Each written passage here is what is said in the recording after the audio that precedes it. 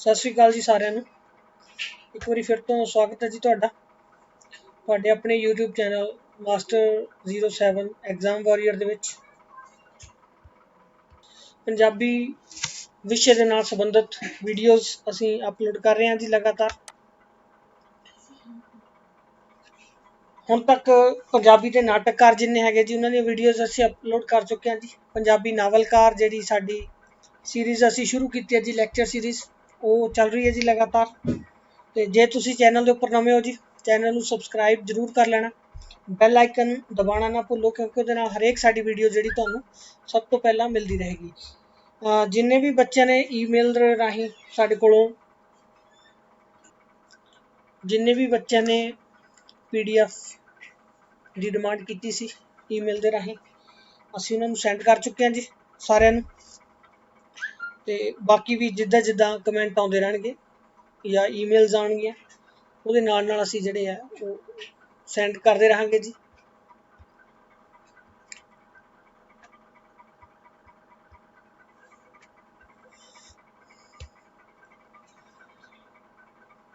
WhatsApp ਦੀ demand ਸੀ ਬੱਚਿਆਂ ਦੀ ਕਿ sir WhatsApp number ਜ਼ਰੂਰ ਦਿਓ, ਤਾਂ ਅਸੀਂ ਇਹ ਵਿਵਸਥਾ ਕੀਤੀ ਹੈ ਜੀ ਤੁਹਾਡੇ ਲਈ WhatsApp ਨੰਬਰ ਦੀ। ਸਾਡਾ WhatsApp ਤੇ ਤੁਸੀਂ ਕੰਟੈਕਟ ਕਰ ਸਕਦੇ ਹੋ ਜੀ ਸਾਡੇ ਨਾਲ 8264 36201 ਦੇ ਉੱਪਰ। ਕਾਲ ਦੇ ਲਈ ਇਹ ਨੰਬਰ ਅਵੇਲੇਬਲ ਨਹੀਂ ਰਹੇਗਾ, ਸੋ ਪਲੀਜ਼ ਕੋਈ ਵੀ ਬੱਚਾ ਇਹਦੇ ਉੱਪਰ ਕਾਲ ਨਾ ਕਰੋ ਜੀ। ਓਨਲੀ WhatsApp ਤੁਸੀਂ ਕਰ ਸਕਦੇ ਹੋ। WhatsApp ਦੇ ਉੱਪਰ ਤੁਸੀਂ ਆਪਣਾ ਮੈਸੇਜ ਦੇ ਸਕਦੇ ਹੋ ਜੀ। PDF ਲੈਣ ਦੇ ਲਈ ਵੀ ਤੁਸੀਂ ਸਾਡੇ ਨਾਲ ਸੰਪਰਕ ਕਰ ਸਕਦੇ ਹੋ। WhatsApp ਦੇ ਉੱਪਰ ਤੁਹਾਨੂੰ PDF ਜਿਹੜੀ ਅਸੀਂ ਅਵੇਲ ਕਰਵਾਉਣ ਦੀ ਕੋਸ਼ਿਸ਼ ਕਰਾਂਗੇ ਜੀ। ਕਾਲ ਪਲੀਜ਼ ਨਹੀਂ ਕਰਨੀ ਇਸ ਨੰਬਰ ਦੇ ਉੱਪਰ ਤੁਸੀਂ। ਤੇ ਇਸ ਤੋਂ ਇਲਾਵਾ ਫੇਸਬੁੱਕ ਦੇ ਉੱਪਰ ਜੀ ਸਾਡਾ ਪੇਜ ਹੈ ਮਾਸਟਰ 07 ਐਗਜ਼ਾਮ ਵਾਰੀਅਰ, ਉਹਦਾ ਲਿੰਕ ਦੇ ਰਿਹਾ ਜੀ ਇੱਥੇ। ਇਸ ਲਿੰਕ ਦੇ ਨਾਲ ਜਾਂ ਮਾਸਟਰ 07 ਐਗਜ਼ਾਮ ਵਾਰੀਅਰ ਸਰਚ ਕਰਕੇ ਤੁਸੀਂ ਸਾਡਾ ਪੇਜ ਫੇਸਬੁੱਕ ਦੇ ਉੱਪਰ ਲਾਈਕ ਕਰ ਸਕਦੇ ਹੋ। ਅੱਜ ਦੀ ਜਿਹੜੀ ਸਾਡੀ ਵੀਡੀਓ ਰਹੇਗੀ ਜੀ, ਸਾਡੇ ਨਾਵਲਕਾਰ ਹੋਣਗੇ ਜੀ ਅੱਜ ਜਸਵੰਤ ਸਿੰਘ ਕਮਲ। ਜਸਵੰਤ ਸਿੰਘ ਕਮਲ ਹੋਰਾਂ ਦੀ ਗੱਲ ਕਰਾਂਗੇ ਜੀ। ਪੰਜਾਬੀ ਨਾਵਲ ਦਾ ਮੁੱਢ ਜੇਕਰ ਨਾਨਕ ਸਿੰਘ ਨੇ ਬੰਨ੍ਹਿਆ ਸੀ ਤਾਂ ਪੰਜਾਬੀ ਨਾਵਲ ਨੂੰ ਜੜ੍ਹਾਂ ਜੇ ਕੋਈ ਸਥਾਪਿਤ ਕਰਨ ਵਾਲਾ ਨਾਮ ਹੈ ਉਹ ਜਸਵੰਤ ਸਿੰਘ ਕਮਲ ਹੈ। ਜਸਵੰਤ ਸਿੰਘ ਕਮਲ ਨੇ ਗੁਣਾਤਮਕ ਔਰ ਗਿਣਾਤਮਕ ਦੋਵਾਂ ਪੱਖਾਂ ਤੋਂ ਪੰਜਾਬੀ ਨਾਵਲ ਨੂੰ ਬਹੁਤ ਅਮੀਰ ਕੀਤਾ ਹੈ ਜੀ। ਚਰਚਾ ਕਰਦੇ ਹਾਂ ਅੱਜ ਜਸਵੰਤ ਸਿੰਘ ਕਮਲ ਹੋਰਾਂ ਬਾਰੇ।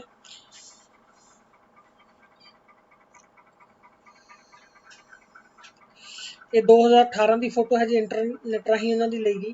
ਪੂਰਾ ਨਾਮ ਸੀਗਾ ਜੀ ਉਹਨਾਂ ਦਾ ਜਸਵੰਤ ਸਿੰਘ ਕਮਲ। ਜਨਮ ਜਿਹੜਾ ਉਹਨਾਂ ਦਾ ਹੋਇਆ ਜੀ 27 ਜੂਨ 1919 ਢੁੱਡੀਕੇ ਪਿੰਡ, ਜ਼ਿਲ੍ਹਾ ਮੋਗਾ ਦੇ ਵਿੱਚ।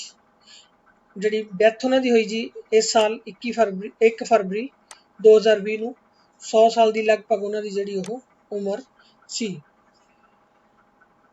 ਪੰਜਾਬੀ ਦੇ ਵਿੱਚ ਜਸਵੰਤ ਕਮਲ ਨੂੰ ਜਾਣਿਆ ਜਾਂਦਾ ਜੀ ਨਾਵਲਕਾਰ ਦੇ ਤੌਰ ਤੇ, ਕਹਾਣੀਕਾਰ ਅਤੇ ਲੇਖਕ। 2007 ਦੇ ਵਿੱਚ ਉਹਨਾਂ ਨੂੰ ਪੁਰਸਕਾਰ ਮਿਲਿਆ ਜੀ ਪੰਜਾਬੀ ਸਾਹਿਤ ਦਾ ਸ਼੍ਰੋਮਣੀ ਪੁਰਸਕਾਰ ਜਿਹੜਾ ਉਹਨਾਂ ਨੂੰ ਮਿਲਿਆ। ਜ਼ਿੰਦਗੀ ਦੀ ਗੱਲ ਕਰ ਲਈਏ ਜੀ ਜਸਵੰਤ ਸਿੰਘ ਕਮਲ ਹੋਰਾਂ ਦੀ, ਤਾਂ ਜਸਵੰਤ ਸਿੰਘ ਕਮਲ ਦਾ ਜਿਹੜਾ ਜਨਮ ਹੈ ਜੀ ਪਿੰਡ ਢੁੱਡੀਕੇ ਵਿਖੇ ਹੋਇਆ ਜੀ। ਉਹਨਾਂ ਦੇ ਫਾਦਰ ਦਾ ਨਾਮ ਸੀ ਮਾਲਾ ਸਿੰਘ। ਮਾਲਾ ਸਿੰਘ ਦੇ ਘਰ 1943 ਦੇ ਵਿੱਚ ਉਹਨਾਂ ਦਾ ਵਿਆਹ ਹੋਇਆ ਜੀ ਮੁਖਤਾਰ ਕੌਰ ਨਾਲ। ਕਮਲ ਨੇ ਜਿਹੜੀ ਆਪਣੀ ਮੁੱਢਲੀ ਵਿੱਦਿਆ ਹੈ ਆਪਣੇ ਪਿੰਡ ਦੇ ਸਕੂਲ ਤੋਂ ਪ੍ਰਾਪਤ ਕੀਤੀ। 10ਵੀਂ ਦੀ ਜਮਾਤ ਉਹ ਪਾਸ ਨਹੀਂ ਕਰ ਸਕੇ, ਪਰ ਉਹਨਾਂ ਨੇ ਗਿਆਨੀ ਜਿਹੜੀ ਹੈ ਪੰਜਾਬੀ ਵਿਸ਼ੇ ਦੇ ਨਾਲ ਜ਼ਰੂਰ ਕੀਤੀ ਹੋਈ ਸੀ। ਉਹਨਾਂ ਦੇ ਕਹਿਣ ਮੁਤਾਬਕ ਜੀ ਉਹਨਾਂ ਨੂੰ ਜਿਹੜੀ ਲਿਖਣ ਦੀ ਚੇਟਕ ਹੈ ਉਹ ਮਲਾਇਆ ਦੇ ਜੰਗਲਾਂ ਵਿੱਚ ਘੁੰਮਦੇ ਘੁੰਮਦੇ ਲੱਗੀ। ਮਲਾਇਆ ਇੱਕ ਦੇਸ਼, ਉੱਥੇ ਗਏ ਹੋਏ ਸੀਗੇ ਜੀ ਇਹ, ਤੇ ਆਪਣੀ ਲੇਖਣ ਕਲਾ ਨੂੰ ਉਹਨਾਂ ਨੇ ਮਲਾਇਆ ਦੀ ਸੌਗਾਤ ਕਿਹਾ ਹੈ। ਉਹਨਾਂ ਦਾ ਪਹਿਲਾ ਪਿਆਰ ਇੱਕ ਚੀਨੀ ਮੁਟਿਆਰ ਸੀ ਜੋ ਉਹਨਾਂ ਨਾਲ ਵਿਆਹ ਤਾਂ ਕਰਾਉਣਾ ਚਾਹੁੰਦੀ ਸੀ, ਪਰ ਆਪਣਾ ਦੇਸ਼ ਛੱਡਣਾ ਨਹੀਂ ਚਾਹੁੰਦੀ ਸੀ। ਇਸੇ ਤਰ੍ਹਾਂ ਕਮਲ ਹੋਰੀ ਵੀ ਪੱਕੇ ਤੌਰ ਤੇ ਉੱਥੇ ਨਹੀਂ ਰਹਿਣਾ ਚਾਹੁੰਦੇ ਸੀਗੇ। ਇਸ ਤਰ੍ਹਾਂ ਇਸ ਰਿਸ਼ਤੇ ਦਾ ਜਿਹੜਾ ਉਹ ਅੰਤ ਹੋ ਗਿਆ। ਉਹਨਾਂ ਨੇ ਰੋਜ਼ੀ ਰੋਟੀ ਖਾਤਰ ਮਲਾਇਆ ਵਿੱਚ ਚੌਕੀਦਾਰੀ ਕੀਤੀ ਔਰ ਆਪਣੇ ਪਿੰਡ ਦੇ ਖੇਤਾਂ ਵਿੱਚ ਵੀ ਆਪਣੇ ਭਰਾ ਦੇ ਨਾਲ ਹਲ ਵਾਇਆ। ਤੇ ਔਰ ਕਹਿੰਦੇ ਆ ਜੀ ਕਿ ਉਹਨਾਂ ਦਾ ਸੁਭਾਗ ਸੀਗਾ ਕਿ ਸ਼੍ਰੋਮਣੀ ਕਮੇਟੀ ਦੇ ਵਿੱਚ ਉਹਨਾਂ ਨੂੰ ਗੁਰੂ ਰਾਮਦਾਸ ਦੀ ਨਗਰੀ ਵਿੱਚ ਕਲਰਕੀ ਦੀ ਨੌਕਰੀ ਮਿਲ ਗਈ। ਫਿਰ ਉੱਥੇ ਰਹਿਣਾ, ਖਾਣਾ ਪੀਣਾ, ਸਾਹਿਤਕ ਭੁੱਖ ਪੂਰੀ ਕਰਨ ਲਈ ਬਚਦਾ ਸਮਾਂ ਸ਼੍ਰੋਮਣੀ ਕਮੇਟੀ ਦੀ ਲਾਇਬ੍ਰੇਰੀ ਵਿੱਚ ਬਿਤਾਉਣਾ ਉਹਨਾਂ ਨੇ ਸ਼ੁਰੂ ਕਰ ਲਿਆ। ਜਿਵੇਂ ਤੁਸੀਂ ਨਰਿੰਦਰ ਕਪੂਰ ਦਾ ਪੜ੍ਹਿਆ ਹੋਏਗਾ ਜੀ। ਕਪੂਰ ਕਹਿੰਦਾ ਵੀ ਜੇ ਤੁਸੀਂ ਕਵੀ ਬਣਨਾ ਹੈ ਤਾਂ 6 ਮਹੀਨੇ ਕਵਿਤਾਵਾਂ ਪੜ੍ਹੋ, ਜੇ ਤੁਸੀਂ ਨਾਵਲਕਾਰ ਬਣਨਾ ਹੈ 6 ਮਹੀਨੇ ਨਾਵਲ ਪੜ੍ਹੋ, ਵਾਰਤਕ ਲਿਖਣਾ ਚਾਹੁੰਦੇ ਹੋ 6 ਮਹੀਨੇ ਵਾਰਤਕ ਦੀਆਂ ਕਿਤਾਬਾਂ ਪੜ੍ਹੋ, ਉਸੇ ਤਰ੍ਹਾਂ ਦੇ ਤੁਸੀਂ ਬਣ ਜਾਓਗੇ। ਉਹੀ ਚੀਜ਼ ਜਸਵੰਤ ਕਮਲ ਹੋਰਾਂ ਦੇ ਨਾਲ ਹੋਈ ਜੀ। ਉਹਨਾਂ ਨੇ ਉਹ ਲਾਇਬ੍ਰੇਰੀ ਦੇ ਵਿੱਚ ਪੜ੍ਹਦਿਆਂ ਉਹਨਾਂ ਨੂੰ ਉਹਨਾਂ ਚੀਜ਼ਾਂ ਦਾ ਪ੍ਰਭਾਵ ਉਹਨਾਂ ਦੇ ਉੱਪਰ ਪਿਆ। ਇੱਥੇ ਹੀ ਉਹਨਾਂ ਨੇ ਦੁਨੀਆ ਦੀਆਂ ਸਭ ਤੋਂ ਵਧੀਆ ਜਿਹੜੀਆਂ ਕਿਤਾਬਾਂ, ਕਹਾਣੀਆਂ, ਨਾਵਲ ਜਿਹੜੇ ਉਹ ਪੜ੍ਹੇ। ਸਭ ਤੋਂ ਪਹਿਲਾਂ ਜੀ ਜੀਵਨ ਕਣੀਆਂ ਜਿਹੜਾ ਸੀਗਾ, ਉਹਨਾਂ ਦੇ ਪਬਲਿਸ਼ਰ ਨੇ ਕਮਲ ਨੂੰ ਪ੍ਰੇਰਿਤ ਕੀਤਾ ਨਾਵਲ ਲਿਖਣ ਦੇ ਲਈ। ਹੁਣ ਕਮਲ ਜਿਹੜਾ ਹੈ ਜੀ, ਉਹਦਾ ਸੁਭਾਅ ਹੈ ਭਾਵੁਕ ਹੈ ਬੜਾ, ਉਹ ਕਾਵਿਕ ਨੇਚਰ ਹੈ ਉਹਦੀ, ਦਾਰਸ਼ਨਿਕ ਹੈ ਔਰ ਸੂਖਮ ਭਾਵੀ ਹੈ। ਔਰ ਇਸ ਸੁਭਾਅ ਵਾਲੇ ਜਿਹੜਾ ਜਸਵੰਤ ਸਿੰਘ ਕਮਲ ਹੈ ਜੀ, ਉਹਦਾ ਪਹਿਲਾ ਨਾਵਲ ਜਿਹੜਾ ਸੱਚ ਨੂੰ ਫਾਂਸੀ 1944 ਦੇ ਵਿੱਚ ਪਾਠਕਾਂ ਦੇ ਹੱਥਾਂ ਵਿੱਚ ਆਇਆ। ਇਹ ਤੁਹਾਡੇ ਪੇਪਰ ਦਾ ਪ੍ਰਸ਼ਨ ਹੈ ਜੀ ਕਿ ਜਸਵੰਤ ਸਿੰਘ ਕਮਲ ਦਾ ਪਹਿਲਾ ਨਾਵਲ ਕਿਹੜਾ ਹੈ। ਤਾਂ ਜਸਵੰਤ ਸਿੰਘ ਕਮਲ ਦਾ ਪਹਿਲਾ ਨਾਵਲ ਹੈ ਸੱਚ ਨੂੰ ਫਾਂਸੀ। ਕਦੋਂ ਛਪਿਆ ਜੀ ਇਹ? 1944 ਦੇ ਵਿੱਚ। ਪ੍ਰਸ਼ਨ ਬਣ ਸਕਦਾ ਕਿ ਇਹ ਨਾਵਲ ਉਹਨਾਂ ਦਾ ਪਹਿਲਾ ਨਾਵਲ ਕਦੋਂ ਛਪਿਆ। ਉਸ ਤੋਂ ਬਾਅਦ ਉਹ ਦਿਨ ਵੀ ਆਏ ਜਦੋਂ ਪਾਠਕ ਜਿਹੜੇ ਆ ਉਹ ਇੰਤਜ਼ਾਰ ਕਰਦੇ ਹੁੰਦੇ ਸੀ ਕਿ ਕਦੋਂ ਜਸਵੰਤ ਸਿੰਘ ਕਮਲ ਦਾ ਨਾਵਲ ਛਪੇ ਔਰ ਅਸੀਂ ਉਹਨੂੰ ਪੜ੍ਹੀਏ। ਔਰ ਇਹ ਕਿਹਾ ਜਾਂਦਾ ਜੀ ਕਿ ਜਸਵੰਤ ਕਮਲ ਦਾ ਜਿਹੜਾ ਨਾਵਲ ਹੈ ਉਹ ਬਾਜ਼ਾਰ 'ਚ ਆਉਂਦਾ ਬਾਅਦ 'ਚ ਸੀ, ਵਿਕਦਾ ਪਹਿਲਾਂ ਸੀ। ਇਸ ਤਰ੍ਹਾਂ ਦੀਆਂ ਜਿਹੜੀਆਂ ਉਹਨਾਂ ਦੇ ਬਾਰੇ 'ਚ ਗੱਲਾਂ ਮਸ਼ਹੂਰ ਹੈਗੀਆਂ ਜੀ। ਕਮਲ ਦਾ ਜੇ ਸਾਹਿਤਕ ਸਫ਼ਰ ਜਿਹੜਾ ਸ਼ੁਰੂ ਤਾਂ ਮਲਾਇਆ 'ਚ ਹੋਇਆ, ਪਰ ਪ੍ਰਵਾਨ ਜਿਹੜਾ ਉਹ ਪੰਜਾਬ ਦੇ ਵਿੱਚ ਚੜਿਆ। ਹੁਣ ਜਿਹੜੀ ਅਸੀਂ ਗੱਲ ਕਰਦੇ ਸੀ ਕਿ ਪਹਿਲਾ ਨਾਵਲ ਉਹਨਾਂ ਦਾ ਹੈ ਸੱਚ ਨੂੰ ਫਾਂਸੀ, ਪਰ ਜਿਹੜੀ ਉਹਨਾਂ ਦੀ ਪਹਿਲੀ ਪੁਸਤਕ ਹੈ ਉਹ ਵਾਰਤਕ ਦੀ ਹੈ, ਜੀਵਨ ਕਣੀਆਂ। ਜੀਵਨ ਕਣੀਆਂ ਜਿਹੜੀ ਉਹਨਾਂ ਦੀ ਵਾਰਤਕ ਦੀ ਪੁਸਤਕ ਸੀ 1941-42 ਦੇ ਵਿੱਚ ਉਹ ਪਬਲਿਸ਼ ਹੋਈ। ਹੁਣ ਪਹਿਲੀ ਰਚਨਾ ਜਿਹੜੀ ਉਹ ਜੀਵਨ ਕਣੀਆਂ ਹੈ ਔਰ ਪਹਿਲਾ ਨਾਵਲ ਜਿਹੜਾ ਸੱਚ ਨੂੰ ਫਾਂਸੀ ਹੈ। ਇਹਨਾਂ ਦੋਨਾਂ ਚੀਜ਼ਾਂ ਨੂੰ ਤੁਸੀਂ ਯਾਦ ਰੱਖਣਾ। ਜਸਵੰਤ ਸਿੰਘ ਕਮਲ ਦੇ ਬਾਰੇ 'ਚ ਜਿੱਦਾਂ ਪਹਿਲਾਂ ਵੀ ਵੀਡੀਓ ਦੇ ਵਿੱਚ ਦੱਸਿਆ ਕਿ ਬਹੁਤ ਜ਼ਿਆਦਾ ਚਾਂਸ ਹੈ ਜੀ ਕਿ ਕੁਐਸਚਨ ਇਹਨਾਂ ਦੇ ਬਾਰੇ 'ਚ ਆਵੇਗਾ ਹੀ ਆਵੇਗਾ।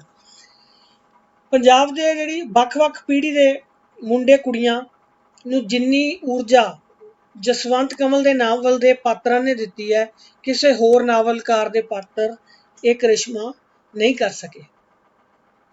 ਰਚਨਾਵਾਂ ਦੀ ਗੱਲ ਕਰਦੇ ਹਾਂ ਜੀ, ਕਿਸ ਤਰ੍ਹਾਂ ਦੀਆਂ ਉਹਨਾਂ ਦੀਆਂ ਰਚਨਾਵਾਂ ਸੀਗੀਆਂ। ਹੁਣ ਇੱਥੇ ਤੁਸੀਂ ਥੋੜ੍ਹਾ ਜਿਹਾ ਗੱਲ ਦੇ ਉੱਪਰ ਧਿਆਨ ਜ਼ਰੂਰ ਦੇਣਾ ਜੀ। ਉਹਨਾਂ ਦੇ ਨਾਵਲ ਦਾ ਜਿਹੜਾ ਖੇਤਰ ਸੀਗਾ ਉਹ ਪਹਿਲੀ ਵਾਰੀ ਜਸਵੰਤ ਕਮਲ ਜਿਹੜਾ ਉਹ ਇੱਦਾਂ ਦਾ ਨਾਵਲਕਾਰ ਹੈ ਜਿਹੜਾ ਪਹਿਲੀ ਵਾਰੀ ਮਾਲਵਾ ਖੇਤਰ ਨੂੰ ਨਾਵਲਾਂ ਦੇ ਵਿੱਚ ਲੈ ਕੇ ਆਉਂਦਾ। ਇਹ ਤੋਂ ਪਹਿਲਾਂ ਕੀ ਸੀਗਾ ਕਿ ਪੰਜਾਬ ਦੀ ਜਿੱਦਾਂ ਰਾਜਧਾਨੀ ਆਜ਼ਾਦੀ ਤੋਂ ਪਹਿਲਾਂ ਲਾਹੌਰ ਸੀਗੀ, ਤਾਂ ਜਿੰਨਾ ਵੀ ਪੰਜਾਬ ਦਾ ਸਿਆਸੀ ਆਪਾਂ ਕਹਿ ਲਈਏ ਜਾਂ ਕੇਂਦਰੀ ਜੋ ਵੀ ਘਟਨਾਵਾਂ ਘਟਦੀਆਂ ਸੀਗੀਆਂ ਉਹ ਸਾਰੀਆਂ ਹੀ ਮਾਝੇ ਦੇ ਵਿੱਚ ਘਟਦੀਆਂ ਸੀ। ਪੰਜਾਬ ਦੀ ਸਾਹਿਤਕ ਰਚਨਾ ਦਾ ਜਿਹੜਾ ਕੇਂਦਰ ਹੈ ਉਹ ਵੀ ਮਾਝਾ ਰਿਹਾ, ਪਰ ਜਸਵੰਤ ਕਮਲ ਨੇ ਉਹ ਜਿਹੜਾ ਕੇਂਦਰ ਹੈ ਉਹਨੂੰ ਮਾਝੇ ਤੋਂ ਬਦਲ ਕੇ ਮਾਲਵੇ ਨੂੰ ਲੈ ਆਂਦਾ। ਜਿਹੜਾ ਉਹਨਾਂ ਦਾ ਨਾਵਲ ਸੀਗਾ ਸੱਚ ਨੂੰ ਫਾਂਸੀ, ਉਹਦੇ ਵਿੱਚ ਉਹਨਾਂ ਨੇ ਮਾਲਵੇ ਦੇ ਜਿਹੜੇ ਕਿਸਾਨ ਹੈ ਉਹਨਾਂ ਦੇ ਆਪਸੀ ਲੜਾਈ ਝਗੜੇ ਫਸਾਦ ਔਰ ਮੁਕੱਦਮੇਬਾਜ਼ੀ ਨੂੰ ਜਿਹੜਾ ਵਿਸ਼ਾ ਬਣਾਇਆ। ਉਸ ਮੁਕੱਦਮੇਬਾਜ਼ੀ ਤੋਂ ਜਿਹੜੀ ਤਰਾਸਦੀ ਜ਼ਿੰਦਗੀਆਂ ਦੇ ਵਿੱਚ ਵਾਪਰਦੀ ਹੈ ਉਹਨੂੰ ਲੈ ਕੇ ਆਏ। ਭਾਵੇਂ ਜਸਵੰਤ ਕਮਲ ਕਿਸੇ ਵੀ ਫਲਸਫੇ ਨਾਲ ਬੱਝਾ ਹੋਇਆ ਨਹੀਂ ਸੀਗਾ, ਪਰ ਮਾਰਕਸਵਾਦੀ ਪ੍ਰਭਾਵ ਜਿਹੜਾ ਉਹਦੇ ਉੱਪਰ ਬਹੁਤ ਜ਼ਿਆਦਾ ਨਜ਼ਰ ਆਉਂਦਾ। ਉਹਦੀ ਰਚਨਾ ਦੇ ਵਿੱਚ ਮਾਰਕਸਵਾਦੀ ਜਿਹੜਾ ਪ੍ਰਭਾਵ ਹੈ ਉਹ ਜ਼ਰੂਰ ਹੈ। ਜਿਹੜਾ ਪਿੱਠ ਭੂਮੀ ਹੈ, ਬੈਕਗਰਾਊਂਡ ਉਹਦੇ ਨਾਵਲਾਂ ਦੀ, ਉਹ ਪੰਜਾਬ ਦਾ ਪੇਂਡੂ ਜੀਵਨ, ਕਿਸਾਨੀ ਜੀਵਨ ਹੁੰਦਾ। ਔਰ ਅਜਿਹਾ ਨਾਵਲਕਾਰ ਹੈ ਜਿਹੜੀਆਂ ਕਿਸਾਨੀ ਔਰ ਪੇਂਡੂ ਜੀਵਨ ਦੀਆਂ ਸਰਲ ਸਮੱਸਿਆਵਾਂ ਨੂੰ ਬੌਧਿਕ ਦ੍ਰਿਸ਼ਟੀ ਦੇ ਨਾਲ ਦੇਖਦਾ ਹੈ ਜਸਵੰਤ ਸਿੰਘ ਕਮਲ। ਮਾਰਕਸਵਾਦੀ ਔਰ ਸਮਾਜਵਾਦੀ ਜਿਹੜੀ ਵਿਚਾਰਧਾਰਾ ਉਹਦੇ ਜਿਹੜੇ ਨਾਵਲ ਹੈ ਉਹ ਕਿਹੜੇ ਕਿਹੜੇ ਹੈ ਜਿਨ੍ਹਾਂ ਦੇ ਵਿੱਚ ਇਹ ਵਿਚਾਰਧਾਰਾ ਨਜ਼ਰ ਆਉਂਦੀ? ਉਹ ਹੈਗੇ ਜੀ ਹਾਣੀ, ਪੂਰਨਮਾਸ਼ੀ, ਸੱਚ ਨੂੰ ਫਾਂਸੀ, ਰਾਤ ਬਾਕੀ ਹੈ, ਐਨਿਆਂ 'ਚ ਉੱਠਿਆ ਸੂਰਮਾ, ਰੂਪਧਾਰਾ, ਸਿਵਲ ਲਾਈਨਸ। ਜਿਹੜੇ ਅਸੀਂ ਨਾਵਲ ਨਾਲ ਸੰਬੰਧਿਤ ਪ੍ਰਸ਼ਨ ਉੱਤਰ ਦੀ ਸੀਰੀਜ਼ ਪਾਈ ਹੋਈ ਹੈ ਵੀਡੀਓ, ਉਹਦੇ ਵਿੱਚ ਇਹ ਪ੍ਰਸ਼ਨ ਆਉਂਦਾ ਸੀਗੇ ਜੀ, ਤੁਸੀਂ ਸ਼ਾਇਦ ਦੇਖੇ ਹੋਗੇ ਕਿ ਸਵਾਲ ਪੁੱਛਿਆ ਜਾਂਦਾ ਕਿਸੇ ਰਾਈਟਰ ਦਾ ਨਾਵਲ ਦੇਖ ਕੇ ਕਿ ਇਹਨਾਂ ਵਿੱਚੋਂ ਕਿਹੜਾ ਨਾਵਲ ਸਮਾਜਵਾਦੀ ਹੈ। ਜਾਂ ਕਿਸੇ ਨਾਵਲ ਦਾ ਨਾਮ ਦੇ ਕੇ ਪੁੱਛਿਆ ਜਾਂਦਾ ਕਿ ਇਸ ਵਿੱਚ ਕਿਹੜੀ ਪ੍ਰਵਿਰਤੀ ਹੈ, ਕਿਸ ਤਰ੍ਹਾਂ ਦੀ ਵਿਚਾਰਧਾਰਾ ਹੈ। ਇਸ ਲਈ ਮਾਰਕਸਵਾਦ ਔਰ ਸਮਾਜਵਾਦ ਜੋ ਹੈ ਜੀ, ਉਹਨਾਂ ਦੇ ਇਹ ਜਿਹੜੇ ਆਪਾਂ ਨਾਵਲਾਂ ਦਾ ਨਾਮ ਲਿਆ ਜੀ, ਇਹਨਾਂ ਨਾਵਲਾਂ ਦੇ ਵਿੱਚ ਇਹ ਉਹਨਾਂ ਦਾ ਨਜ਼ਰ ਆਉਂਦਾ ਹੈ। ਇਹ ਤੋਂ ਇਲਾਵਾ ਜਿਹੜਾ ਉਹਨਾਂ ਦਾ ਨਾਵਲ ਹੈ ਜੀ ਲਹੂ ਦੀ ਲੋਅ, ਉਹਦੇ ਵਿੱਚ ਨਕਸਲਵਾੜੀ ਲਹਿਰ ਦਾ ਜਿਹੜਾ ਮਾਹੌਲ ਹੈ ਉਹਦੀ ਪੇਸ਼ਕਾਰੀ ਕੀਤੀ ਗਈ ਹੈ। ਇਹ ਵੀ ਪ੍ਰਸ਼ਨ ਹੈ ਜੀ ਪੇਪਰ ਦਾ ਕਿ ਕਿਹੜੇ ਨਾਵਲ ਦੇ ਵਿੱਚ ਨਕਸਲਵਾੜੀ ਲਹਿਰ ਦੇ ਮਾਹੌਲ ਦੀ ਪੇਸ਼ਕਾਰੀ ਹੋਈ ਹੈ। ਉਹ ਹੈ ਜੀ ਲਹੂ ਦੀ ਲੋਅ। ਅੱਗੇ ਉਹਨਾਂ ਦਾ ਨਾਵਲ ਹੈ ਜੀ ਬਰਫ਼ ਦੀ ਅੱਗ। ਇਹਦੇ ਵਿੱਚ ਪੱਛਮ ਦੇ ਸੱਭਿਆਚਾਰ ਦੀ ਪੇਸ਼ਕਾਰੀ ਹੋਈ ਹੈ। ਇਹ ਵੀ ਪੇਪਰ ਦਾ ਪ੍ਰਸ਼ਨ ਹੈ ਜੀ ਕਿ ਜਸਵੰਤ ਸਿੰਘ ਕਮਲ ਦਾ ਕਿਹੜਾ ਨਾਵਲ ਪੱਛਮ ਦੇ ਸੱਭਿਆਚਾਰ ਦੀ ਪੇਸ਼ਕਾਰੀ ਕਰਦਾ ਹੈ। ਉਹ ਹੈ ਜੀ ਬਰਫ਼ ਦੀ ਅੱਗ। ਕਮਲ ਦੀ ਖਾਸੀਅਤ ਇਹ ਹੈ ਜੀ ਕਿ ਉਹ ਪਾਠਕਾਂ ਨੂੰ ਸ਼੍ਰੇਣੀ ਰਹਿਤ, ਸ਼੍ਰੇਣੀ ਦਾ ਅਰਥ ਹੈ ਜੀ ਕੋਈ ਗਰੀਬ, ਅਮੀਰ, ਮੱਧ ਵਰਗ, ਇਸ ਤਰ੍ਹਾਂ ਦਾ ਸ਼੍ਰੇਣੀ ਦੇ ਵਿੱਚ ਜਿਹੜਾ ਸਮਾਜ ਵੰਡਿਆ ਹੋਇਆ, ਅਤੇ ਰਾਜ ਰਹਿਤ ਸਮਾਜ ਦਾ ਸੁਪਨਾ ਦਿਖਾਉਂਦਾ ਹੈ। ਇੱਥੇ ਥੋੜਾ ਮਿਸਪ੍ਰਿੰਟ ਹੈ ਜੀ, ਦਿਖਾਉਂਦਾ ਪੜਨਾ ਇਹਨੂੰ ਤੁਸੀਂ। ਉਹ ਅਜਿਹੇ ਸਮਾਜ ਦਾ ਸੁਪਨਾ ਦਿਖਾਉਂਦਾ ਜੀ ਜਿਹੜਾ ਰਾਜ ਰਹਿਤ ਹੋਵੇ ਔਰ ਸ਼੍ਰੇਣੀ ਰਹਿਤ ਹੋਵੇ। ਇਸੇ ਤਰ੍ਹਾਂ ਜਿਹੜਾ ਉਹਨਾਂ ਦਾ ਨਾਵਲ ਹੈ ਜੀ ਇੱਕ ਹੋਰ ਹੈਲਨ, ਇੱਕ ਲੜਕੀ ਦੀ ਸੱਚੀ ਕਹਾਣੀ ਹੈ, ਔਰ ਇਸ ਸੱਚੀ ਕਹਾਣੀ ਰਾਹੀਂ ਪੱਛਮੀ ਸਮਾਜ ਦੀਆਂ ਜੋ ਸਮੱਸਿਆਵਾਂ ਹੈਗੀਆਂ ਜੀ, ਜੋ ਗੁੰਝਲਤਾਵਾਂ ਪੱਛਮੀ ਸਮਾਜ ਦੀਆਂ ਹੈਗੀਆਂ, ਉਹਨਾਂ ਨੂੰ ਪੇਸ਼ ਕੀਤਾ ਉਹਨਾਂ ਨੇ ਇੱਕ ਹੋਰ ਹੈਲਨ ਨਾਵਲ ਦੇ ਨਾਲ। ਇਹ ਤੋਂ ਇਲਾਵਾ ਜਿਹੜੇ ਉਹਨਾਂ ਦੇ ਜ਼ਿਆਦਾ ਫੇਮਸ ਕੁਛ ਨਾਵਲ ਹੈ ਜੀ, ਉਹਨਾਂ ਦਾ ਜ਼ਿਕਰ ਕਰਾਂਗੇ। ਐਂਡ ਦੇ ਵਿੱਚ ਚਰਚਾ ਹੋਏਗੀ ਜਸਵੰਤ ਕਮਲ ਦੀਆਂ ਰਚਨਾਵਾਂ ਦੇ ਬਾਰੇ ਦੇ ਵਿੱਚ। ਸ਼ੁਰੂ ਕਰਦੇ ਹਾਂ ਜੀ ਪਾਲੀ ਦੇ ਨਾਲ। ਪਾਲੀ ਨਾਵਲ ਉਹਨਾਂ ਦਾ 1946 ਦੇ ਵਿੱਚ ਪਬਲਿਸ਼ ਹੋਇਆ ਜੀ। ਪਿਆਰ, ਪੀੜ, ਵੇਦਨਾ ਅਤੇ ਦਿਲੀ ਵਲਵਲਿਆਂ ਦਾ ਪ੍ਰਤੀਕ ਨਾਵਲ ਪਾਲੀ ਜਿਹੜਾ ਉਹਨਾਂ ਦਾ ਦੂਜਾ ਨਾਵਲ ਸੀ। ਇਹ ਸਾਰੀਆਂ ਚੀਜ਼ਾਂ ਜਿਹੜੀਆਂ ਪਾਲੀ ਨਾਵਲ ਦੇ ਵਿੱਚ ਨਜ਼ਰ ਆਈਆਂ ਜੀ। ਅਫਲਾਤੂਨੀ ਪ੍ਰੀਤ ਦੇ ਫਲਸਫੇ ਨੂੰ ਪੇਸ਼ ਕੀਤਾ ਗਿਆ ਪਾਲੀ ਨਾਵਲ ਦੇ ਵਿੱਚ। ਇਹ ਕਿਹਾ ਜਾਂਦਾ ਜੀ ਵਿਦਵਾਨਾਂ ਵੱਲੋਂ ਕਿ ਅਫਲਾਤੂਨੀ ਪ੍ਰੀਤ ਜੋ ਹੈ ਉਹਦਾ ਫਲਸਫਾ ਪਾਲੀ ਨਾਵਲ ਦੇ ਵਿੱਚ ਨਜ਼ਰ ਆਇਆ। ਇਹਨੂੰ ਅਸੀਂ ਕਿਹੜੀ ਸ਼੍ਰੇਣੀ 'ਚ ਰੱਖ ਸਕਦੇ ਹਾਂ ਜੀ? ਇਹਨੂੰ ਰੋਮਾਂਟਿਕ ਨਾਵਲ ਦੀ ਸ਼੍ਰੇਣੀ ਦੇ ਵਿੱਚ ਰੱਖਿਆ ਜਾ ਸਕਦਾ। ਕਮਲ ਹੋਰਾਂ ਨਾਲ ਜਦ ਕਦੀ ਵੀ ਉਹਨਾਂ ਦੇ ਨਾਵਲਾਂ ਦੀ ਗੱਲ ਤੁਰੇ ਤਾਂ ਉਹ ਇਹ ਕਹਿੰਦੇ ਹੁੰਦੇ ਸੀਗੇ ਕਿ ਉਸ ਵੇਲੇ ਦਾ ਜਿਹੜਾ ਨਾਵਲ ਦਾ ਪਿਤਾਮਾ ਮੰਨਿਆ ਗਿਆ ਜੀ ਨਾਨਕ ਸਿੰਘ ਹੋਰਾਂ ਨੂੰ, ਉਹ ਗੁਰੂ ਰਾਮਦਾਸ ਦੀ ਨਗਰੀ ਵਿੱਚ, ਗੁਰੂ ਰਾਮਦਾਸ ਦੀ ਨਗਰੀ ਦਾ ਮਤਲਬ ਹੈ ਜੀ ਅੰਮ੍ਰਿਤਸਰ ਦੀ ਗੱਲ ਕਰ ਰਹੇ ਹੈ। ਅੰਮ੍ਰਿਤਸਰ ਦੇ ਵਿੱਚ ਸ਼੍ਰੋਮਣੀ ਗੁਰਦੁਆਰਾ ਪ੍ਰਬੰਧਕ ਕਮੇਟੀ ਦੇ ਦਫ਼ਤਰ ਦੇ ਵਿੱਚ ਜਿੱਥੇ ਜਸਵੰਤ ਕਮਲ ਕਲਰਕ ਸੀ, ਉੱਥੇ ਉਹਨਾਂ ਨੂੰ ਮਿਲਣ ਆਏ। ਉਸ ਟਾਈਮ ਦੀ ਗੱਲ ਸੁਣਾਉਂਦੇ ਹੋਏ ਜਸਵੰਤ ਕਮਲ ਦੱਸਦਾ ਜੀ ਕਿ ਮੈਂ ਦਫ਼ਤਰ ਦੇ ਵਿੱਚ ਬੈਠਾ ਸੀ, ਪਿੱਛੋਂ ਆ ਕੇ ਕਿਸੇ ਨੇ ਮੇਰੇ ਮੋਢਿਆਂ ਤੇ ਦੋਵੇਂ ਹੱਥ ਰੱਖ ਦਿੱਤੇ, ਤੇ ਜਦੋਂ ਉਹਨਾਂ ਨੇ ਦੇਖਿਆ ਕਿ ਨਾਨਕ ਸਿੰਘ ਹੋਰੀ ਹੈ, ਫਿਰ ਕਮਲ ਨੇ ਕਿਹਾ ਸੀਗਾ ਜੀ ਕਿ ਤੁਸੀਂ ਕਿਉਂ ਆਏ, ਮੈਨੂੰ ਬੁਲਾ ਲੈਂਦੇ। ਤੇ ਇਸ ਤੇ ਨਾਨਕ ਸਿੰਘ ਨੇ ਕਿਹਾ ਕਿ ਮੈਂ ਸਿਰਫ ਤੈਨੂੰ ਇੰਨਾ ਕਹਿਣ ਆਇਆ ਕਿ ਤੂੰ ਵਧੀਆ ਲਿਖਦਾ ਔਰ ਲਿਖਣਾ ਨਾ ਛੱਡੀ। ਹੁਣ ਜਦੋਂ ਨਾਨਕ ਸਿੰਘ ਵਰਗਾ ਜਿਹੜਾ ਸਥਾਪਿਤ ਲੇਖਕ ਹੈ ਜੀ, ਉਹ ਕਿਸੇ ਦੀ ਪ੍ਰਸ਼ੰਸਾ ਕਰਦਾ ਤਾਂ ਇਹ ਪ੍ਰੇਰਨਾ ਬਹੁਤ ਜ਼ਿਆਦਾ ਹੋ ਸਕਦੀ ਹੈ ਇੱਕ ਨਵੇਂ ਲੇਖਕ ਦੇ ਲਈ ਜਿਹਨੇ ਹਾਲੇ ਲਿਖਣਾ ਸ਼ੁਰੂ ਕੀਤਾ ਹੋਵੇ। ਅੱਗੇ ਗੱਲ ਕਰਦੇ ਹਾਂ ਜੀ ਪੂਰਨਮਾਸ਼ੀ ਦੀ।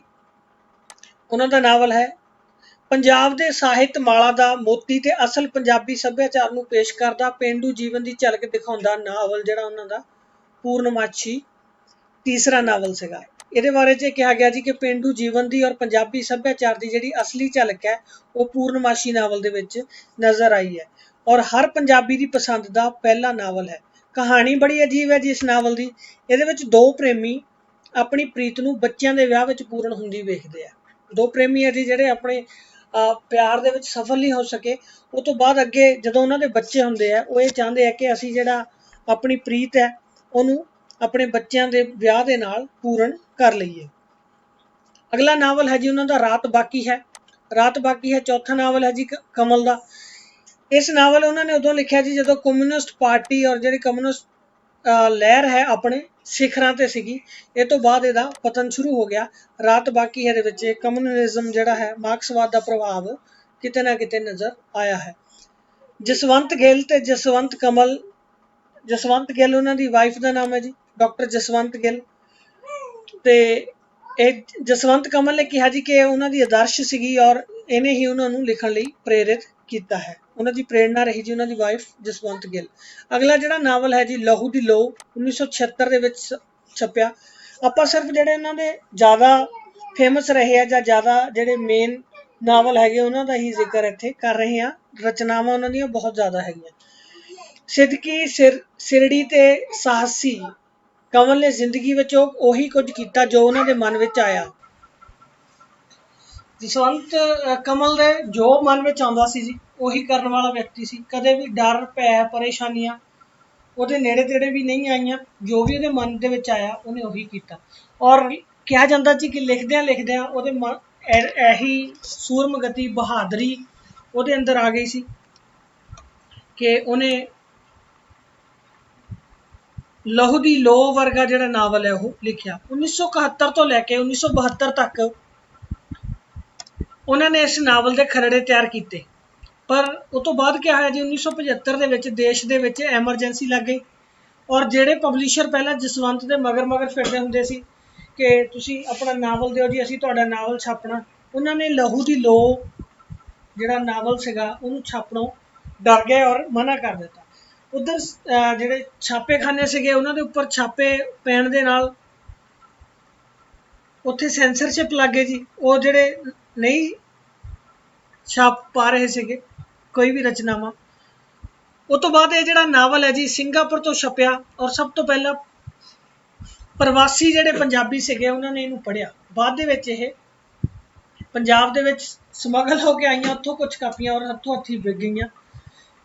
ਤੋ ਇਹ ਪ੍ਰਸ਼ਨ ਹੈ ਜੀ ਪੇਪਰ ਦਾ ਕਿ ਹੈ ਜਸਵੰਤ ਕਮਲ ਦਾ ਕਿਹੜਾ ਨਾਵਲ ਸਿੰਗਾਪੁਰ ਵਿੱਚ ਛਪਿਆ। ਕਿਹੜਾ ਨਾਵਲ ਜਿਹੜਾ ਸਿੰਗਾਪੁਰ ਵਿੱਚ ਛਪਿਆ ਉਹ ਨਾਵਲ ਸੀਗਾ ਲਹੂ ਦੀ ਲੋਅ। ਲਹੂ ਦੀ ਲੋਅ ਨਾਵਲ ਉਹਨਾਂ ਦਾ ਸਿੰਗਾਪੁਰ ਵਿੱਚ ਛਪਿਆ ਸੀ। ਐਮਰਜੈਂਸੀ ਤੋਂ ਬਾਅਦ ਫਿਰ ਇਹ ਜਦੋਂ ਛਪਿਆ ਪੰਜਾਬ ਦੇ ਵਿੱਚ ਤਾਂ 12,000 ਤੋਂ ਵੱਧ ਕਾਪੀਆਂ ਇਹਦੀਆਂ ਵਿਕੀਆਂ ਸੀ। ਅੱਗੇ ਜੀ ਤੋਸਾਲੀ ਦੀ ਹੰਸੋ ਜਿਹੜਾ ਸਭ ਤੋਂ ਫੇਮਸ ਅਸੀਂ ਕਹਿ ਸਕਦੇ ਹਾਂ ਜੀ ਉਹਨਾਂ ਦਾ ਨਾਵਲ। ਔਰ ਇਸ ਨਾਵਲ ਦੇ ਲਈ ਸਾਹਿਤ ਅਕਾਦਮੀ ਦਾ ਪੁਰਸਕਾਰ ਪ੍ਰਾਪਤ ਹੋਇਆ ਜਸਵੰਤ ਸਿੰਘ ਕਮਲ ਨੂੰ। ਪ੍ਰਸ਼ਨ ਬਣ ਸਕਦਾ ਜੀ ਕਿ ਜਸਵੰਤ ਕਮਲ ਨੂੰ ਸਾਹਿਤ ਅਕਾਦਮੀ ਪੁਰਸਕਾਰ ਕਿਹੜੇ ਨਾਵਲ ਲਈ ਪ੍ਰਾਪਤ ਹੋਇਆ। ਉਹ ਨਾਵਲ ਹੈ ਜੀ ਤੋਸਾਲੀ ਦੀ ਹੰਸੋ। ਤੋਸਾਲੀ ਦੀ ਹੰਸੋ ਦੇ ਲਈ ਜਸਵੰਤ ਕਮਲ ਨੂੰ ਸਾਹਿਤ ਅਕਾਦਮੀ ਦਾ ਪੁਰਸਕਾਰ ਪ੍ਰਾਪਤ ਹੋਇਆ। ਤੁਹਾਡੇ ਲਈ ਪ੍ਰਸ਼ਨ ਹੈ ਜੀ, ਜੇ ਤੁਸੀਂ ਇਹ ਸਾਡੀ ਸਾਹਿਤ ਅਕਾਦਮੀ ਪੁਰਸਕਾਰ ਦੀ ਵੀਡੀਓ ਦੇਖੀ ਹੋਵੇ ਕਿ ਜਸਵੰਤ ਕਮਲ ਨੂੰ ਸਾਹਿਤ ਅਕਾਦਮੀ ਪੁਰਸਕਾਰ ਕਿਹੜੇ ਸਾਲ ਦੇ ਵਿੱਚ ਮਿਲਿਆ, ਤੁਸੀਂ ਦੱਸਣਾ ਜੀ ਕਮੈਂਟ ਦੇ ਵਿੱਚ। ਅੱਗੇ ਗੱਲ ਕਰ ਲੈਂਦੇ ਆ ਜੀ ਇਸ ਬਾਰੇ। ਉਹ ਕਹਿੰਦੇ ਆ ਜੀ ਕਿ ਤੋਸਾਲੀ ਦੀ ਹੰਸੋ ਦੇ ਜਿਹੜਾ ਉਹਨਾਂ ਦਾ ਨਾਵਲ ਹੈ, ਇੱਕ ਵਾਰੀ ਉਹ ਭੁਵਨੇਸ਼ਵਰ ਦੇ ਵਿੱਚ ਚਲੇ ਗਏ ਜੀ, ਕਲਿੰਗਾ ਦਾ ਜਿੱਥੇ ਯੁੱਧ ਹੋਇਆ ਸੀ ਉੱਥੇ ਉਹਨਾਂ ਨੇ ਦੇਖਿਆ ਅਸ਼ੋਕ ਨੇ ਜਿੱਥੇ ਕਤਲੇਆਮ ਕੀਤਾ ਸੀ। ਫਿਰ ਉਹਨਾਂ ਨੇ ਉਸ ਚੀਜ਼ ਨੂੰ ਮਹਿਸੂਸ ਕੀਤਾ ਕਿ ਇੱਥੇ ਕਿਸ ਤਰ੍ਹਾਂ ਦੇ ਨਾਲ ਲਾਸ਼ਾਂ ਡਿੱਗੀਆਂ ਹੋਣਗੀਆਂ, ਕਿਸ ਤਰ੍ਹਾਂ ਜਿਹੜੇ ਲੋਕ ਹੈ ਉਹ ਮਰੇ ਹੋਊਗੇ। ਫਿਰ ਉਹਨਾਂ ਦੇ ਅੰਦਰ ਇਹ ਪੰਜਾਬ ਦੇ ਨਾਲ ਇਹਨੂੰ ਜੋੜ ਕੇ ਦੇਖਿਆ ਕਿ ਜਦੋਂ ਵੀ ਜਿਹੜੀ ਤਾਕਤਵਰ ਧਿਰ ਹੈ ਉਹ ਕਮਜ਼ੋਰਾਂ ਦੇ ਉੱਪਰ ਜ਼ੁਲਮ ਕਰਦੀ ਹੈ, ਘੱਟ ਗਿਣਤੀਆਂ ਨੂੰ ਦਬਾਉਣ ਦਾ ਯਤਨ ਕਰਦੀ ਹੈ। ਉੱਥੋਂ ਇਹ ਉਹਨਾਂ ਦਾ ਨਾਵਲ ਨਿਕਲਿਆ। ਜਸਵੰਤ ਕਮਲ ਨੇ ਕਿਹਾ ਜੀ ਆਪਣੇ ਕਈ ਇੰਟਰਵਿਊ ਦੇ ਵਿੱਚ ਕਿ ਤੋਸਾਲੀ ਦੀ ਹੰਸੋ ਮੇਰਾ ਮਨਪਸੰਦ ਨਾਵਲ ਹੈ। ਔਰ ਅਜਿਹਾ ਨਾਵਲ ਹੈ ਜੀ ਜਿਹਦੇ ਨਾਲ ਲਿਖ ਕੇ ਉਹ ਕਹਿੰਦੇ ਵੀ ਮੇਰੀ ਰੂਹ ਨੂੰ ਜਿਹੜਾ ਸਕੂਨ ਮਿਲਿਆ। ਕਮਲ ਨੇ ਜੀ ਕੋਈ 30 ਤੋਂ ਵੱਧ ਨਾਵਲ ਲਿਖਿਆ, 10 ਕਹਾਣੀ ਸੰਗ੍ਰਹਿ ਉਹਨਾਂ ਦੇ ਹੈਗੇ, 4 ਨਿਬੰਧ ਸੰਗ੍ਰਹਿ ਹੈਗੇ ਔਰ ਕਾਵ ਸੰਗ੍ਰਹਿ ਵੀ ਹੈ। ਇਹ ਉਹਨਾਂ ਨੇ ਅਮੀਰ ਕੀਤਾ ਜੀ ਪੰਜਾਬੀ ਸਾਹਿਤ ਦੇ ਖਜ਼ਾਨੇ ਨੂੰ। ਰਚਨਾਵਾਂ ਦੀ ਲਿਸਟ ਦੇਖ ਲਈਏ ਜੀ, ਜਿਹੜੀਆਂ ਉਹਨਾਂ ਦੀਆਂ ਰਚਨਾਵਾਂ, ਉਹਨਾਂ ਦੀ ਲਿਸਟ ਦੇ ਉੱਪਰ ਇੱਕ ਨਜ਼ਰ ਮਾਰ ਲੈਂਦੇ ਆ ਜੀ। ਪਹਿਲਾ ਹੈ ਜੀ ਸੱਚ ਨੂੰ ਫਾਂਸੀ। ਨਾਵਲਾਂ ਦੀ ਗੱਲ ਕਿਉਂਕਿ ਅਸੀਂ ਉਹਨਾਂ ਨੂੰ ਨਾਵਲਕਾਰ ਦੇ ਤੌਰ ਤੇ ਪੜ੍ਹ ਰਹੇ ਹਾਂ ਤਾਂ ਜ਼ਿਕਰ ਜਿਹੜਾ ਅਸੀਂ ਨਾਵਲਾਂ ਦਾ ਹੀ ਕਰਾਂਗੇ। ਪਹਿਲਾ ਉਹਨਾਂ ਦਾ ਨਾਵਲ ਹੈ ਜੀ ਸੱਚ ਨੂੰ ਫਾਂਸੀ, 1944 ਦੇ ਵਿੱਚ ਪਬਲਿਸ਼ ਹੋਇਆ। ਜਿਹੜੇ ਈਅਰ ਹੈਗੇ ਜੀ ਪਬਲਿਸ਼ਿੰਗ ਦੇ ਸਾਲ ਹੈਗੇ ਉਹਨਾਂ ਦੇ ਉੱਪਰ ਜ਼ਰੂਰ ਤੁਸੀਂ ਗੌਰ ਕਰਿਓ ਕਿਉਂਕਿ ਕਈ ਵਾਰ ਜਿਹੜਾ ਪ੍ਰਸ਼ਨ ਹੈ ਉਹ ਸਾਲ ਦੇ ਨਾਲ ਸੰਬੰਧਿਤ ਪੇਪਰ ਦੇ ਵਿੱਚ ਪਹਿਲਾਂ ਆ ਚੁੱਕਿਆ ਹੈ। ਪਾਲੀ ਨਾਵਲ 1946 ਦੇ ਵਿੱਚ ਛਪਿਆ। ਪੂਰਨਮਾਛੀ 1949, ਜ਼ਿੰਦਗੀ ਦੂਰ ਨਹੀਂ 1953, ਰਾਤ ਬਾਕੀ ਹੈ 1954, ਸਿਵਲ ਲਾਈਨਸ 1956, ਰੂਪਧਾਰਾ 1959, ਹਾਣੀ 1961, ਭਵਾਨੀ 1963, ਮਿੱਤਰ ਪਿਆਰੇ ਨੂੰ 1966, ਜੇਰਾ 1968, ਬਰਫ਼ ਦੀ ਅੱਗ 1970। ਤਾਰੀਖ ਵੇਖਦੀ ਹੈ 1973, ਲਹੂ ਦੀ ਲੋਅ 1975, ਮਨੁੱਖਤਾ 1979, ਮੋੜਾ 1980, ਸੁਰਸਾਂਝ 1984, ਐਨਿਆਂ ਚੋਂ ਉੱਠਿਆ ਸੂਰਮਾ 1985। थोड़ा जिक्र इत्थे एन्ने च उठा सूरमा का कर दईए। एन्ने च उठा सूरमा जिहड़ा उन्हां दा नावल है जी पंजाब दे संघर्ष दे नाल संबंधित है, जो 1984 के आस पास पंजाब के हालात बने जी, उहदे नाल संबंधित उन्हां दा यह नावल है। ये भी पेपर का प्रश्न हो सकता जी तुहाडा कि पंजाब के हालातों के उपर किहड़ा नावल लिखिया जी जसवंत कमल ने, तो वह नावल है जी एन्नियां चों उठा सूरमा।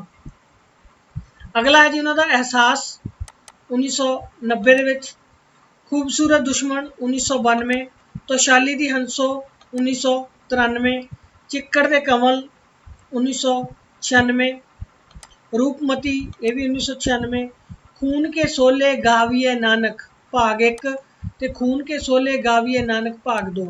पहला भाग 1996 छपया जी, दूजा 1997।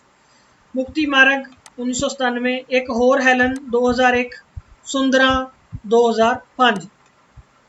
चैनल को जो तुसी नहीं सबसक्राइब किया है जी, अगे चलने तो पहला रिक्वेस्ट कर लिए चैनल को सबसक्राइब कर लो। जिन्हें भी असी लैक्चर सीरीज़ या साड़ी क्वेश्चन सीरीज़ होंगी है जी, उन्होंने PDF तुसी लै सकते हो जी साढ़े कोलों। WhatsApp नंबर असी दे चुके हैं जी पहला वीडियो के स्टार्टिंग के विच। उस WhatsApp के उपर तुसी साडे नाल संपर्क करके PDF लैण दे लई संपर्क कर सकते हो। अगे है जी लद्दा परी ने चन्न उजाड़ विचों, ये 2006 के विच उन्हां दा जिहड़ा नावल है वो छपया। कहानियां संग्रह जिहड़े है जी उन्हां दी गल कर लैंदे आ। कंडे 1950, संदूर 1957, रूप दे राखे 1960, फुल्लां दा माली 1962, रूप दा हाण 1966, माई दा लाल 1972, हौका मुस्कान 1983 जनवरी। बेशक जिहड़ा साडा जसवंत कमल होरां दे बारे एक नावलकार के तौर पर ही असीं उन्होंने पढ़ रहे हैं जी, पर थोड़ा जिहा जिहड़ा जिक्र है वो कर लैंदे हैं जी उन्होंने जिहड़ी बाकी रचना है। गवाची पग 1985, जंड पंजाब दा 1995, लम्मे वालां दी पीड़ 1995, सांझी पीड़ 2003। रेखा चित्र है जी कुछ उन्होंने वालों लिखे हुए। गोरामुख सज्जना दा 1974, जूह दा मोती 1980, मरण मित्रों के अगे 1980, चेहरे मोहरे 2014, संखेप जीवनी लाला लाजपत राय। कविता जिहड़ी है जी जीवन कणियां ख्याल 1944, भावना 1961, साधना 2002, आराधना 2003। जिहड़े लेख संग्रह है जी उन्होंने सिख जद्दोजहद, राजसी से ज़्यादा पोलीटिकल चीज़ा है जिहदे विच 1985, जितनामा दूजा 1986, जद्दोजहद जारी रहे 1987।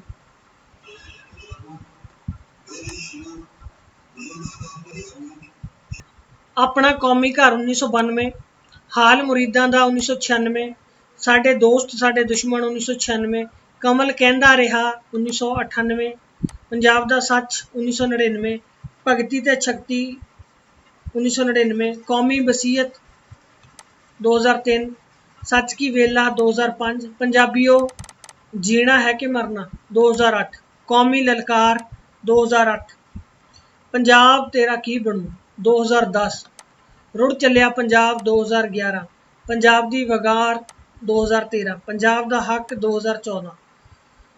स्वै जीवनी और जीवन अनुभव जिहड़े हैगे जी उन्होंने उहदे बारे गल कर लैंदे।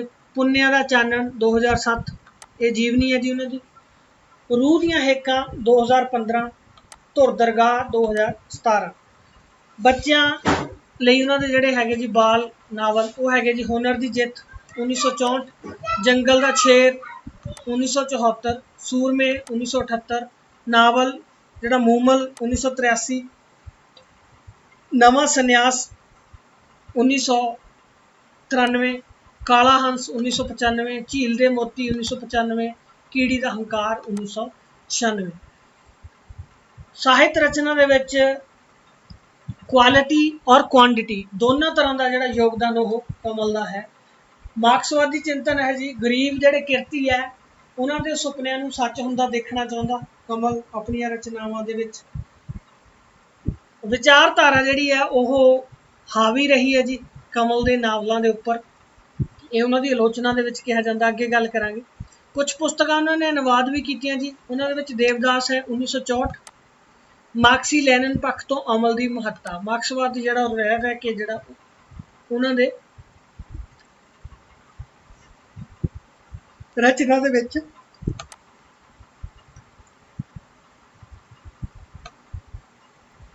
नज़र आता है। माओ से तुंग ये रणधीर सिंह उन्होंने नाल मिल के उन्होंने अनुवाद किया जी। उसके बाद रचना तो संग्रह छापे जी उन्होंने अपने। मेरी प्रतिनिध रचना 1995, जसवंत कमल के नावल भाग पहला, जसवंत कमल के नावल भाग दूजा, जसवंत कमल के नावल भाग तीजा, इस तरह भाग चौथा। खून के सोले गाविए नानक ये पहला तो दूजा।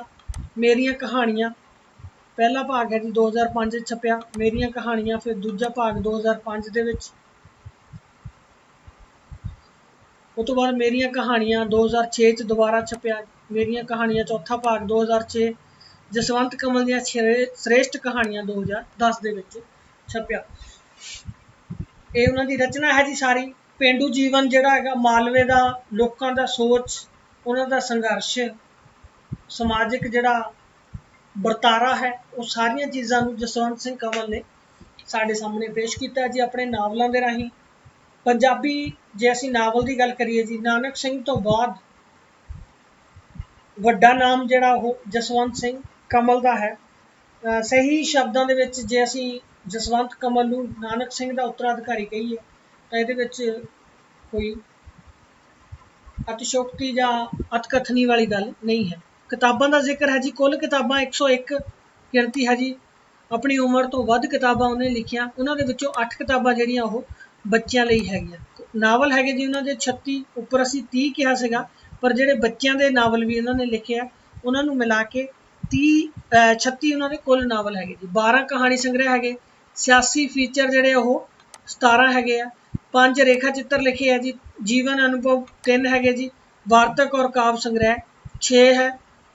तो रचना संग्रह जिहड़े 11 है जी। अपनी रचनावां नूं एक जगह इकट्ठा किया। 2 अनुवाद किए जी। 9 पुस्तकां जिहड़ियां वो कंवल होरां दियां अनुवाद हो चुकियां जी। 9 पुस्तकां जिहड़ियां अनुवाद होईयां।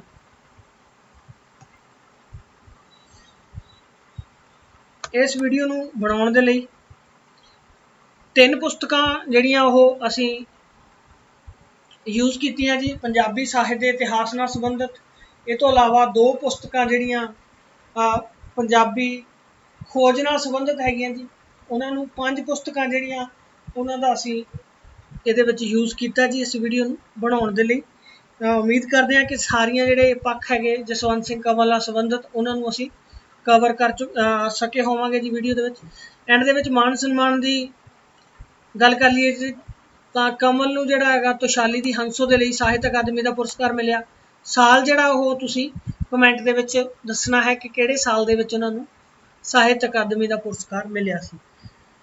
एंड दे विच एक नैगेटिव गल जी मेरे वालों जसवंत सिंह कंवल की रचना के बारे कि जिहड़ा उन्हां दा सिद्धांत है वो सिद्धांत आम तौर पर कहा जाता जी कि लेखक का जिहड़ा सिद्धांत है उहदी जिहड़ी रचना है उहनूं अप्रतख रूप दे विच ओह पेश करता है रचना के राही।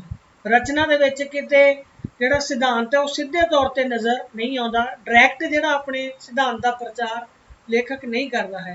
पात्र अजिहे घड़ता है जिन्हां दे राही वो जिस सिद्धांत नूं लैके चलदा उस सिद्धांत का वो प्रचार करने की कोशिश करता। पर जसवंत सिंह कंवल की जिहड़ी रचना है उहदे विच जे कोई उंगल रखने की जगह है वो यही है कि अपने सिद्धांत का जिहड़ा वो डायरैक्ट प्रचार ने सीधा प्रचार अपनी रचना के राही किया है। उम्मीद करते हैं जी अज की वीडियो जिहड़ी है तुहानूं चंगी लगी होएगी। इस वीडियो का इस तो इलावा जिन्नियां भी साडियां लैक्चर सीरीज़ दियां क्वेश्चन सीरीज़ दियां वीडियो हैगियां जी उन्हां दे PDF तुसीं लै सकदे हो जी। साडा नंबर है जी स्क्रीन के उपर, इस नंबर के उपर तुसीं सानूं WhatsApp राही कॉन्टैक्ट कर सकते हो। प्लीज़ कॉल नहीं करना तुसीं, कॉल फिर मुश्किल करेगी। तुसीं जिहड़ा वो WhatsApp कर सकते हो इस नंबर के उपर। इस तो इलावा साडा पेज है जी फेसबुक के उपर Master07 एग्जाम वॉरियर। इस पेज नूं भी तुसीं लाइक करना नहीं भुलना। तो जे तुसीं चैनल के उपर नवे हो जी जरूर सबसक्राइब करो, अपने दोस्तों के नाल भी इनू शेयर करो। इन्फॉर्मेशन एक है जी तुहाडे लई कि हुण असीं जिहड़ा वो SST की भी सीरीज़ नाल नाल जिहड़ी वो शुरू करन जा रहे हैं जी। हिस्टरी तो स्टार्टिंग आपां करांगे। तुसीं जुड़े रहना जी साडे चैनल के नाल। चैनल का नाम है जी Master07 एग्जाम वॉरियर। जुड़े रहो जी तुसीं साडे चैनल के नाल। लाइक ਕਰਦੇ ਰਹੋ ਵੀਡੀਓਜ਼ ਨੂੰ। ਆਪਣਾ ਜਿਹੜਾ ਵਿਊ ਹੈ ਕਮੈਂਟ ਔਰ ਈਮੇਲ ਦੇ ਰਾਹੀਂ ਤੁਸੀਂ ਸਾਨੂੰ ਦਿਓ। WhatsApp ਵੀ ਤੁਸੀਂ ਸਾਨੂੰ ਕਰ ਸਕਦੇ ਹੋ ਜੀ 82 642 36201। ਧੰਨਵਾਦ ਜੀ ਸਾਰਿਆਂ ਦਾ। ਸਤਿ ਸ਼੍ਰੀ ਅਕਾਲ।